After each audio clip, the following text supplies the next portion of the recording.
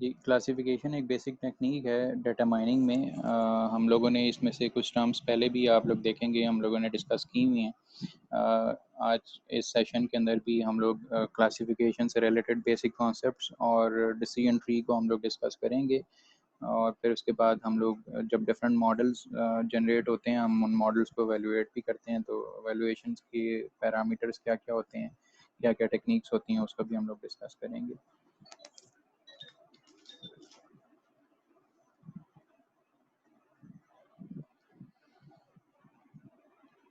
ये आपके सामने नज़र आ रही हैं डिफरेंट डेफिनेशंस हैं आपके पास डाटा माइनिंग के अंदर। क्लासिफिकेशन में बेसिकली आपके पास जो गिवन कलेक्शन ऑफ रिकॉर्ड्स होती है उसमें से आप ट्रेनिंग सेट जनरेट करते हैं। बेसिकली ट्रेनिंग सेट में मैंने जैसे आप लोगों के साथ एग्जांपल डाटा सेट्स शेयर किए भी हैं, उन डाटा सेट्स में आप देखेंगे आपके जो एट्रीब्यूट्स हैं, क्लास एट्रीब्यूट, क्लास एट्रीब्यूट जो है वो वहाँ पे कोई ना कोई वैल्यू एग्जिस्ट करती है। इस सेट को हम लोग ट्रेनिंग सेट कहते हैं। आपके पास हर रिकॉर्ड में एक क्लास एट्रीब्यूट होता है। जैसे मैंने दो डेटा सेट्स आपके साथ शेयर किए, आप हर रिकॉर्ड को देखें तो उसमें जो क्लास एट्रीब्यूट है वहाँ पे कोई ना कोई वैल्यू एग्जिस्ट करती है। तो उस सेट को हम लोग ट्रेनिंग सेट के तौर पे यूज़ करते हैं। फिर आप ट्रेनिंग सेट से उसके ऊपर कोई एल्गोरिदम रन करके एल्गोरिदम को लर्न करवाते हैं, तो आप कहते हैं आपने एक मॉडल बनाया है। ये एक और टर्म है जी, मॉडल। और फिर बेसिकली आप करते क्या हैं कि आप उस मॉडल को टेस्ट करते हैं।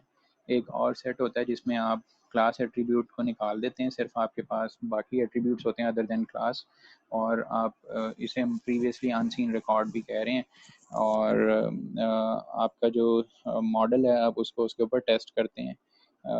सिंपल सी एग्जांपल है क्लासिफिकेशन की, जैसे हमारे पास वो डाटा सेट अवेलेबल है, उस डाटा सेट में हम लोग मॉडल जो है उसको जब ट्रेन कर लेते हैं, उसके बाद हम लोग प्रीवियसली अनसीन रिकॉर्ड के ऊपर जिसमें क्लास एट्रीब्यूट्स वाला कॉलम नहीं होगा, उस पर हम लोग उस मॉडल को टेस्ट करते हैं। टेस्टिंग का मतलब ये है कि आप उस मॉडल से आपका जो टेस्ट सेट है उसके क्लास एट्रीब्यूट्स को प्रिडिक्ट करते हैं। आप वहाँ पर उस प्रीवियसली अनसीन रिकॉर्ड्स को क्लास लेबल करते हैं या क्लास एट्रीब्यूट असाइन करते हैं, और फिर बाद में आप चेक करते हैं कि आपके जो रिकॉर्ड्स हैं वो कितने रिकॉर्ड्स ठीक से क्लासीफाई हुए हैं। ठीक से क्लासीफाई होने का मतलब ये है, जैसे मैंने एग्जांपल सेट आपके साथ शेयर किया जिसमें आपके पास आपके जो रिकॉर्ड्स हैं वो या तो पॉजिटिव होते हैं या फिर नेगेटिव होते हैं। ये सेंटिमेंट एनालिसिस में जनरली ये दो क्लासेस, दो या तीन होती हैं कुछ सेट्स में।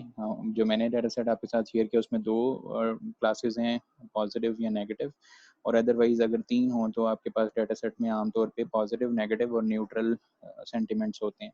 सेंटिमेंट्स या रिव्यूज़ भी आप इन्हें कह सकते हैं।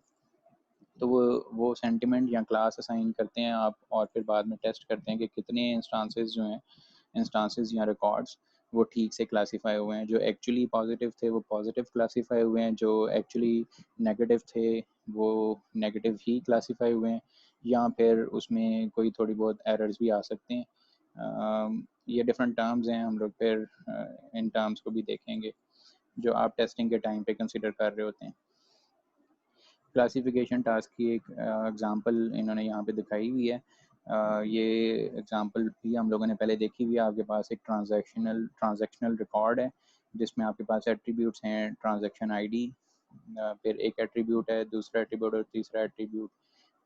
एट्रीब्यूट्स जो हैं ट्रांजैक्शनल रिकॉर्ड के अंदर ये कोई मीनिंगफुल नेम इनके हो सकते हैं।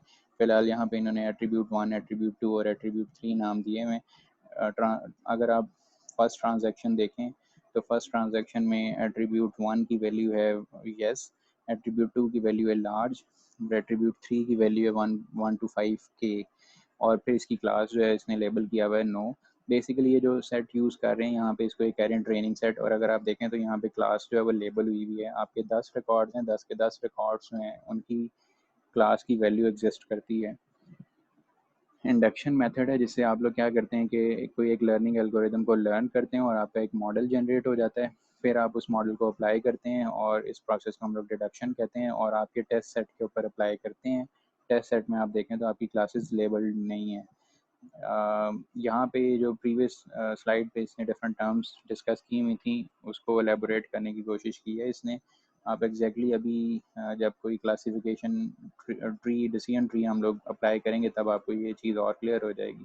हमारे पास एक ट्रेनिंग सेट होता है, उस ट्रेनिंग सेट से आप मॉडल लर्न करते हैं, मॉडल लर्न करके आप अप्लाई करते हैं टेस्ट सेट के ऊपर, और टेस्ट सेट में आप फिर क्लासेस को लेबल कर लेते हैं। ये डिफरेंट क्लासिफिकेशन टेक्निक्स हैं जिसमें से अभी हम लोग डिसीजन ट्री बेस्ड मॉडल्स को हम डिस्कस करेंगे, और अदरवाइज आपके पास क्लासिफिकेशन टेक्निक्स में रूल बेस्ड मेथड्स भी हैं, मेमोरी बेस्ड रीजनिंग भी है, न्यूरल नेटवर्क्स भी होते हैं, नेव बाइज एक टेक्निक है, और बेसियन रिलीफ नेटवर्क, और फिर सपोर्ट वेक्टर मशीन्स, SVM पे हम इसको बोलते हैं। ये डिफरेंट क्लासिफिकेशन टेक्निक्स अवेलेबल हैं हमारे पास। डिसीजन ट्री की इसने एक एग्जांपल दी हुई है। हमारे पास ये एक डाटा सेट है जिसे हम ट्रेनिंग डाटा कह रहे हैं। इसको हम जब ट्रेन करेंगे और मॉडल अप्लाई करेंगे उसकी बेसिस पे इसने एक ट्री बनाया हुआ है। और अगर आप देखें तो ट्री पर येलो कलर में आपको जो नोड्स नज़र आ रहे हैं वो ये एट्रीब्यूट्स हैं इन ट्रांजैक्शंस के। ट्रांजैक्शन आईडी एक एट्रीब्यूट है, उसके बाद फिर हमारे पास refund, marital status, taxable income, और cheat is basically class label. और फिर आपको ये ट्री में जो ब्लू कलर में नज़र आ रहे हैं वो क्लास लेबल्स हैं, और बाकी येलो कलर में जो नोड्स नज़र आ रहे हैं वो आपके ये दूसरे अदर देन क्लास एट्रीब्यूट्स हैं जिन्हें हम स्प्लिटिंग एट्रीब्यूट्स भी कह रहे हैं। सबसे पहला नोड इसने रिफंड कंसिडर किया हुआ है, और अगर आप देखें तो जितने भी रिकॉर्ड्स जिनमें रिफंड की वैल्यू येस है उनमें क्लास जो है चीट क्लास, उसकी वैल्यू नो आपको नज़र आ रही है। तो इस ट्री पे ये मैप भी हो रहा है। इसी तरह अगर रिफंड की वैल्यू नो हो तो फिर एक और एट्रीब्यूट को आप चेक करेंगे, मैरिटल स्टेटस को। मैरिटल स्टेटस की 3 डिफरेंट वैल्यूज़ हैं। इन केस ऑफ सिंगल और डाइवोर्स्ड आप मूव कर जाते हैं एक और एट्रीब्यूट की वैल्यू चेक करने के लिए, टैक्सेबल इनकम, और अदरवाइज अगर मैरिटल स्टेटस मैरिड है तो आप इसको लेबल कर देते हैं रिकॉर्ड को नो। जितने भी रिकॉर्ड्स यहाँ पे आपको इस टेबल में नज़र आ रहे हैं जिनका रिफंड स्टेटस नो है और अगर उनका मैरिटल स्टेटस मैरिड है तो आप देखें वो लोग चीट नहीं करते। ये रिकॉर्ड नंबर 2 देखें तो वो इस पे मैप हो रहा है। ट्रांजैक्शन आईडी 2 जो है इसमें रिफंड की वैल्यू नो है और मैरिटल स्टेटस मैरिड है, तो आपको टैक्सेबल इनकम देखने की ज़रूरत नहीं है, आप इसको लेबल कर सकते हैं नो। इसी तरह और भी रिकॉर्ड अगर इस पे मैप हो रहा हो, हम देखते हैं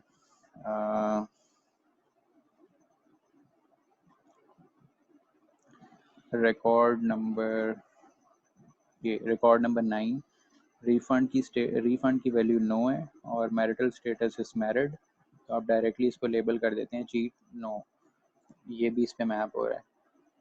फिर इन case marital status is single और डाइवोर्स तो आप टैक्सेबल इनकम भी चेक करते हैं। In case taxable income is less than 80K तो चीट नहीं करेगा बंदा, otherwise taxable income is greater than 80K तो चीट करेगा बंदा। आप इसको लेबल कर देते हैं एज यस।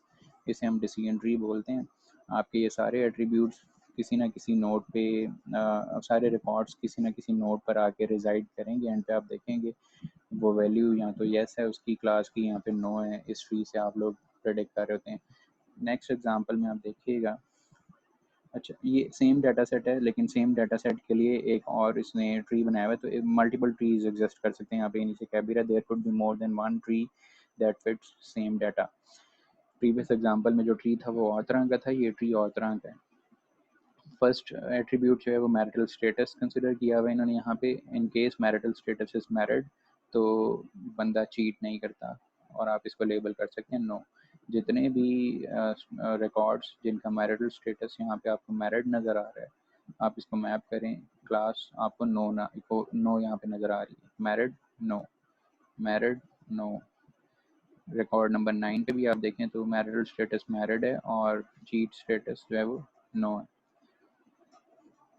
अदरवाइज सिंगल या डाइवोर्स के केस में आप चेक करते हैं कि बंदे ने रिफ़ंड किया है या नहीं किया। रिफ़ंड की 2 पॉसिबल वैल्यूज़ हैं, येस और नो। इन केस येस तो बंदा चीट नहीं कर रहा, वो तो स्ट्रेट फॉरवर्ड है। Wherever refund is yes तो इसका मतलब होता है कि बंदे ने चीट नहीं किया। यहाँ पे जितने भी रिकॉर्ड्स जिनमें रिफ़ंड येस है और मैरिटल स्टेटस फर्स्ट लेवल पे चेक हुआ है उससे इज सिंगल और divorced, yes single, cheat no. Record number 1 map हो रहा है इस पर।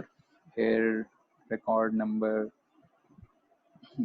7 यस, डाइवोर्स्ड और नो। बाकी हम लोग सिर्फ उसको देख रहे थे जी, मैरिटल स्टेटस सिंगल और डाइवोर्स्ड और रिफंड यस, और in case refund is no. आपने पहले दो एट्रीब्यूट्स देख लिए हमें, मैरिटल स्टेटस सिंगल या डाइवोर्स्ड है, और फिर रिफंड स्टेटस अगर नो है तो आप टैक्सेबल इनकम चेक करते हैं। In case taxable income is less than 80K तो बंदा चीट नहीं करता, और otherwise taxable income is greater than 80K तो बंदा चीट करेगा।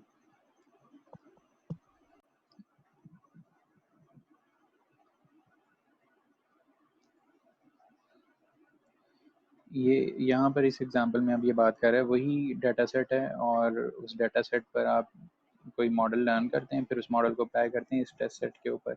ये टेस्ट सेट में अगर आप देखें तो यहाँ पे क्लास जो है वो वैल्यूज़ असाइन नहीं हुई हुई। वैल्यूज़ असाइन करने के लिए हम लोग अभी जो हम लोगों ने मॉडल देखे उन मॉडल्स को अप्लाई करते हैं, तो आप यहाँ पे क्लास वैल्यूज़ जो हैं वो प्रेडिक्ट कर लेंगे।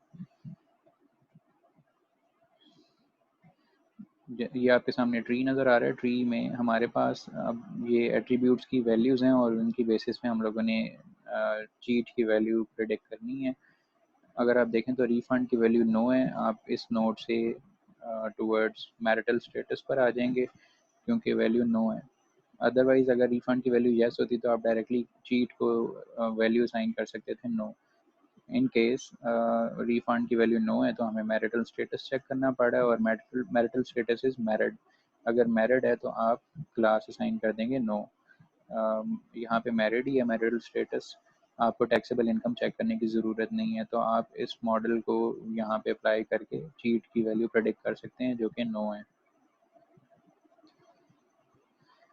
ये स्टेप बाय स्टेप इन्होंने यहाँ अप्लाई किया हुआ है। पहले सबसे आपने रिफ़ंड की वैल्यू चेक की है जी, रिफ़ंड इज़ नो, तो आप मूव कर गए मैरिटल स्टेटस पे, और in case marital status is married तो आपने क्लास असाइन कर दी है no, assign cheat to no. ये एक सिंपल सी एग्जांपल थी जिसमें आपने ट्री को अप्लाई किया हुआ इस टेस्ट सेट के ऊपर, जहाँ पे आपके पास लेबल या क्लास वाला जो एट्रीब्यूट है उसकी वैल्यू आपके पास नहीं थी, आपने उसको प्रिडिक्ट किया। फिर वही उसने डायग्राम दिखाई हुई है, आप क्या करते हैं कि आप इन रिकॉर्ड्स के ऊपर उस मॉडल को अप्लाई करते हैं। ये आप लोगों ने अभी करना भी है इसको अप्लाई। ये जो आपको रिकॉर्ड नज़र आ रहा है इसमें 5 रिकॉर्ड्स हैं। आपने फर्स्ट सेकंड और थर्ड एट्रीब्यूट की वैल्यू की बेसिस पे क्लास लेबल जो है उसको असाइन करना है यस और नो के साथ। ये डिफरेंट एल्गोरिदम्स हैं जो आप यूज़ करते हैं डिसीजन ट्री की इंडक्शन में, या डिफरेंट डिसीजन ट्री को क्रिएट करने के लिए। हंस एल्गोरिदम है, फिर कार्ट है, ID3C 4.1 स्लिक और स्प्रिंट। डिफरेंट एल्गोरिदम्स हैं जो आप डिसीजन ट्री की इंडक्शन के लिए यूज़ कर सकते हैं।